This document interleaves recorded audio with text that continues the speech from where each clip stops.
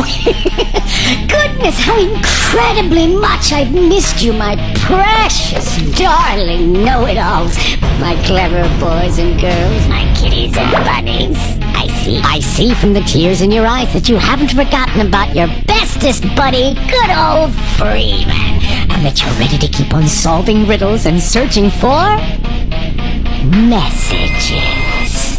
But we don't have much time, so let's concentrate on what's important. The world has finally gone completely bonkers, and so, today, I'm pleased to say my traveling circus is now presenting a completely new show.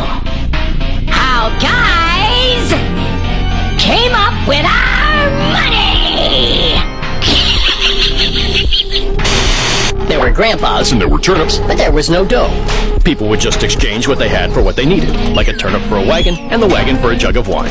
A simple and easy to understand system. And if there wasn't enough of something like nails or arrowheads due to the fact that almost no one knew how to work with metal, then obviously those things were worth more. Later, people started exchanging rare metals, and if someone got rich, they would carry around half a ton of gold with them like an idiot. It was inconvenient, and you could get robbed. So people decided to turn in their heavy objects for safekeeping. And that's how banks came about. They chopped up everything they got into equal chunks and introduced the gold standard. And the notes of the banks that promised the bearer metal in exchange eventually turned into paper money. It was all simple and clear. There was no way for a bourgeois to line his pockets.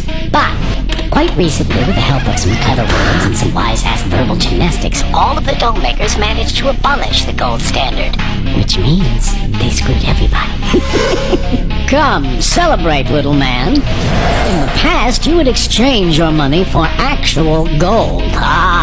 But now you'll be exchanging it for consumer purchasing power. Which means that now currency is nothing more than ink and paper, with an order from above to regard this typographic composition as happiness and the highest good. And those who oppose this order are wheeler dealers, instigators, terrorists, and sodomites! But I'm here to open up your eyes, my dear friends. Think now. There will not be one single atom of jest in my call to action. Now, the government provides and cares for all of our streets, which is good. But that doesn't mean that you're not personally allowed to plant a tree or paint a fence. It's said that good deeds shall multiply. Also, the government prints all the lovely money, and that's good as well, because currency is the lifeblood of the economy, and the faster it flows, the more lively the economy will become.